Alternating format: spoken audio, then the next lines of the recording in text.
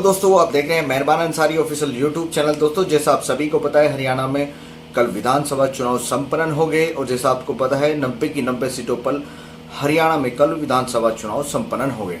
तो दोस्तों, जैसा आप सभी को पता है, पूरे विधानसभा चुनाव को लेकर लगातार हमारे यूट्यूब चैनल मेहरबान अंसारी ऑफिशियल पर चर्चा रही और चर्चा में जैसा मैंने कई पिछली वीडियो में और आप मेरी पिछली वीडियो पर जाकर देख सकते हो, मैंने कई बार जिक्र किया है कांग्रेस हरियाणा में 10 साल बाद सत्ता में वापसी करती हुई दिखाई दे रही है।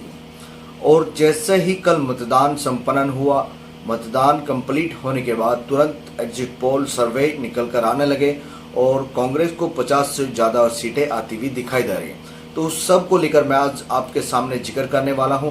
दोस्तों, मेरा अनुमान हरियाणा में पहले से ही कांग्रेस 10 साल बाद सत्ता में वापस आती दिखाई दे रही थी और मैंने कई ऐसी प्रत्याशी थे जिनके बारे में बताया था कि भूपेंद्र सिंह हुड्डा और दीपेंद्र सिंह हुड्डा ने पूरे हरियाणा का माहौल चेंज करके रख दिया। मैं राहुल गांधी व प्रियंका गांधी भी इस कड़ी में काफ़ी खास रहे, लेकिन मैं एक बार आपको एक छोटी सी स्क्रिप्ट सुना देता हूं पढ़कर, जो कि आप सब के लिए खास होने वाली है और मैं आपको ये स्क्रिप्ट ज़रूर सुनाने वाला हूँ। तो आप ये स्क्रिप्ट ज़रूर सुनिएगा दोस्तों, ये बहुत खास होने वाली है आप सबके लिए। लेकिन उन सब से पहले जो लोग हमारे चैनल के साथ नहीं जुड़े, उन सभी से कहना चाहता हूँ वो हमारे चैनल को सब्सक्राइब जरूर कर लें, बेल आइकन को प्रेस करें। वीडियो अगर आपको अच्छी लगे तो वीडियो ज़्यादा से शेयर करना ना भूलिए। हरियाणा के एग्जिट पोल में क्या रिजल्ट रहने वाला है? हरियाणा में कांग्रेस को बहुमत या जैसे तैसे बन जाएगी बीजेपी सरकार, क्या कहता है ये एग्जिट पोल? हरियाणा विधानसभा चुनाव के लिए सी वोटर के एग्जिट पोल के अनुमानों के मुताबिक कांग्रेस की सरकार बनती हुई दिखाई दे रही है। सी वोटर के एग्जिट पोल के अनुमानों के मुताबिक कांग्रेस को 50 से 58 सीटें मिलने का पूरा अनुमान है। वहीं बीजेपी को 20 से 28 सीटें मिलती हुई दिख रही है। हरियाणा विधानसभा चुनाव 2024 के लिए हरियाणा एग्जिट पोल के लिए अनुमान सबके सामने आ चुके हैं और सभी को इसके बारे में जानकारी भी हो गई। ये सी वोटर का एग्जिट पोल होता है, जो लोग वोट करते हैं उन्हीं के अनुसार ये सर्वे निकल कर आता है। इन्हीं के मुताबिक राज्य में कांग्रेस की सरकार बनती हुई नजर आ रही है। एग्जिट पोल के मुताबिक कांग्रेस को 50 से 58 सीटें मिलने का अनुमान है। वहीं बीजेपी के खाते में 20 से 28 सीटें जाती दिख रही है।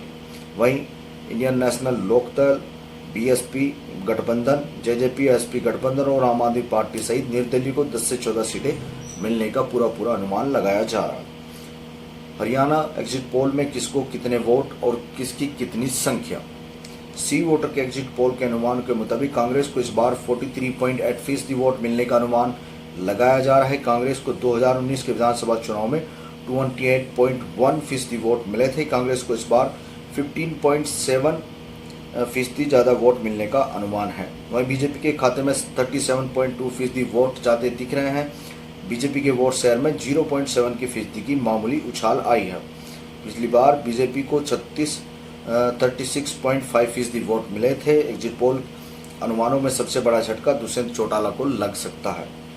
दुष्यंत चौटाला के खाते में 30.8% वोट शेयर ज़्यादा दिख रहा है, जो कि पिछले चुनाव से 11% कम है। 2019 के विधानसभा चुनाव में जेजेपी का 14.8% वोट मिले थे। एग्जिट पोल में उनको एक भी सीट नहीं मिलती दिख रही है।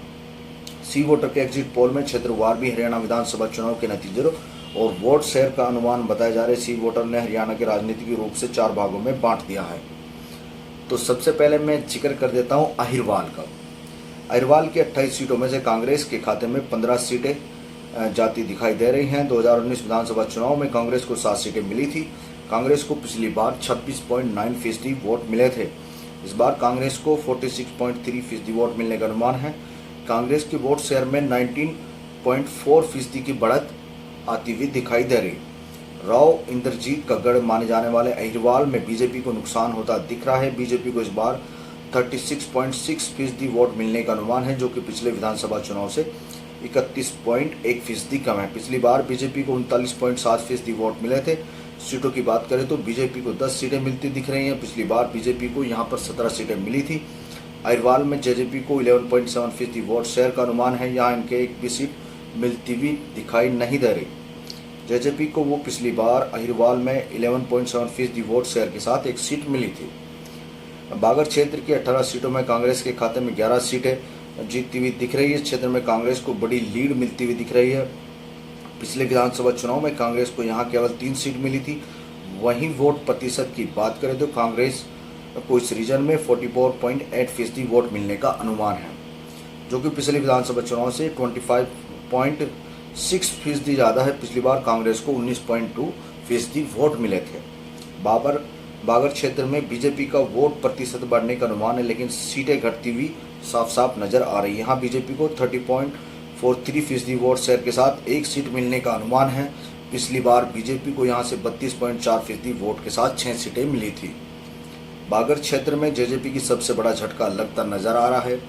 जेजेपी को पिछली बार इस क्षेत्र में 27.6% वोट शेयर के साथ 6 सीटें मिली थी।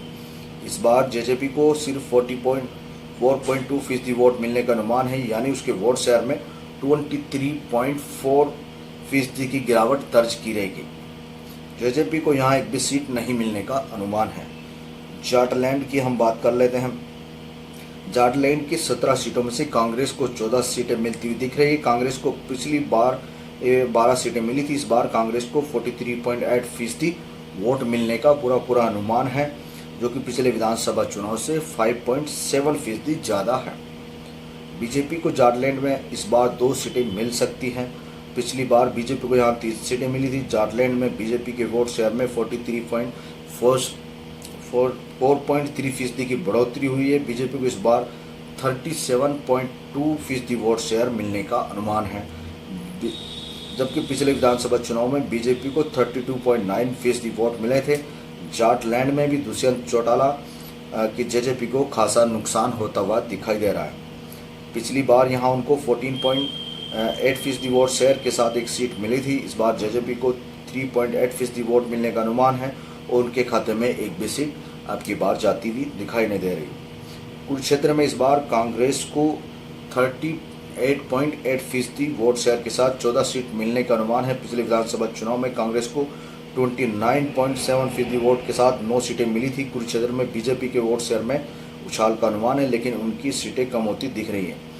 बीजेपी को 11.2% वोटों के साथ 11 सीटें मिलने का अनुमान है। बीजेपी को 37.9% वोट शेयर के साथ 14 सीटें यहां पर मिली थी।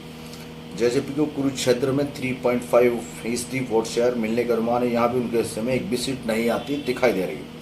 पिछले विधानसभा चुनाव में जेजेपी को यहाँ से 9.6 वोट शेयर के साथ 2 सीटें मिली थी। 2019 के विधानसभा चुनाव का रिजल्ट भी मैं आपको बता देता हूँ। हरियाणा में विधानसभा चुनाव की 90 सीटें। यहाँ पिछला चुनाव अक्टूबर 2019 में हुआ था। उस वक्त राज्य में बीजेपी की सरकार थी और मनोहर लाल खट्टर मुख्यमंत्री थे। इस चुनाव में बीजेपी को 40, कांग्रेस को 31 और जेजेपी को 10 सीटें मिली थी। एक सीट एचएलपी नेता गोपाल कांडा ने जीती थी। बीजेपी इस चुनाव में बहुमत के आंकड़े से 6 सीट दूर रह गई थी, जिसके चलते उसने जेजेपी के साथ गठबंधन कर सरकार बनाई। मनोहर लाल खट्टर को दोबारा से मुख्यमंत्री बनाया गया और जेजेपी के नेता दुष्यंत चौटाला को मुख्यमंत्री बनाया गया। लोकसभा चुनाव से पहले 2024 में एक गठबंधन सरकार के 4.5 साल पूरे होने के बाद जेजेपी ने अपने रास्ते अलग कर लिए थे।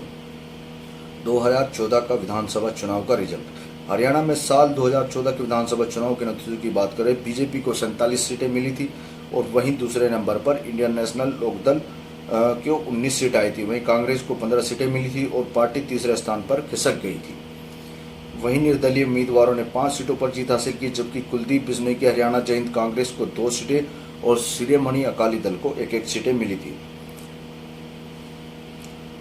तो दोस्तों, मैंने कई बातों को लेकर आपके सामने चर्चा की, लेकिन चर्चा इसलिए खास हो जाती है, हरियाणा में इस बार कांग्रेस सत्ता में आती हुई 10 साल बाद सत्ता में वापसी दिखाई दे रही है। लेकिन एक बात जो मैं आखिर में आपको जाते जाते बता देता हूँ, बीजेपी जिस पार्टी के साथ गठबंधन कर देती है उसका इतिहास रहा। जिस पार्टी ने बीजेपी के साथ गठबंधन किया वो अपने आप में क्षेत्रीय पार्टी खत्म हो जाती है। यह आप कहीं का भी रिकॉर्ड उठाकर देख लिए, मुझे बताने की ज़्यादा ज़रूरत नहीं। और यही हाल आने वाले विधानसभा चुनाव उत्तर प्रदेश में भी आपको देखने को मिलेगा। इशारा मेरा आप समझ गए होंगे मैं कहाँ बोल रहा हूँ। यही हाल जो दुष्यंत चौटाला का हरियाणा में हुआ है, वही हाल पश्चिम उत्तर प्रदेश में, यूपी में भी होता हुआ आपको दिखाई देगा। तो देखते रहिए आप मेहरबान अंसारी ऑफिशियल यूट्यूब चैनल। धन्यवाद।